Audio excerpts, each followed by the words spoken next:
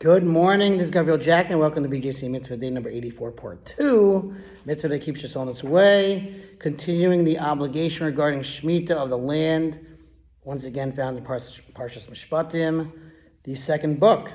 The Chinuch explains further, it is for this reason that the Torah specifies the vineyard and olive grove in this verse, to teach this matter, that all trees, like grapevines, are included in the prohibition of picking in the usual fashion. And although this verse seemingly links only olive groves to vineyards, the prohibition applies to all trees, because the intention of the verse is not to extend the prohibition stated regarding vineyards, specifically to olives alone. Rather, the same prohibition applies to all other tree fruits as well. The Torah simply lists one type of tree, i.e. olive, as a prototype, and this serves to teach the lesson regarding them all. And this is one of the rules to which the Torah is elucidated, that when a law is taught regarding one item in a category, it applies to all the items in its category. The Chinuch notes the relationship between the current mitzvah and mitzvah number 112, which is the obligation to rest the land during the Shemittah year.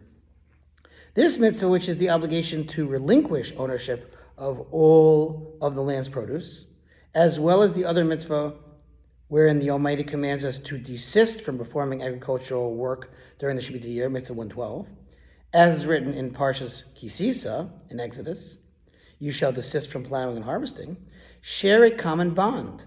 That is both the mitzvah to relinquish ownership over the produce of one's land and the mitzvah to desist from working in the land ultimately stem from the same idea, for both reflect the sabbatical nature of this year, as we shall see shortly. Among the underlying purposes of the mitzvah is to instill in our hearts and draw a powerful image in our minds of the matter of creation of the universe. The Chinuch proceeds to explain how Shemitah demonstrates belief in creation. The observance of this mitzvah serves as a testimony that in 6 days Hashem made the heavens and the earth. And regarding the seventh day, on which he did not create anything, he instructed Moses to write in the Torah in terminology of resting in reference to himself, as the verse states, and he rested on the seventh day.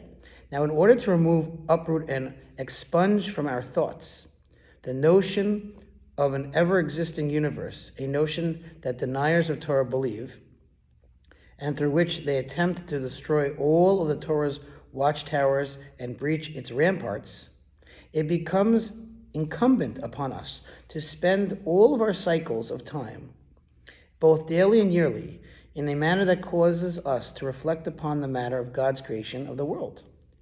Hence, with regard to our years, we are to count 6 years of work and rest in the seventh. The matter of creation will thus never depart from before our eyes, and will remain a steadfast part of our consciousness. This is in the same fashion in which we spend the days of the week as 6 days of work and 1 day of rest. Therefore, God, blessed is He, commanded that we relinquish ownership of all the produce that the land brings forth in this Shemitah year, aside from the command to rest from working the land during Shemitah. The purpose of this is so that by fulfilling these mitzvahs, man will remember that the land that brings forth produce for him year after year is not bringing it forth by virtue of its own strength and constitution, for in truth there is a master over it and over the man who is its owner. And when that master so desires, he commands the landowner to relinquish ownership over the produce. Hence, by relinquishing control of the land during Shemitah, we demonstrate in 2 ways our belief in God as the creator and master of the universe. 1, by virtue of the count, which indicates that at the time of creation, Hashem rested on the seventh day, and 2, by virtue of conducting ourselves in a manner that shows that we are not the masters of the land, by virtue of conducting ourselves in a manner that shows that we are not the master of the land. I think I said that twice, sorry. Okay, thanks for listening. T-Sponsor Future Mitzvah 36-100 for the gold. See you tomorrow.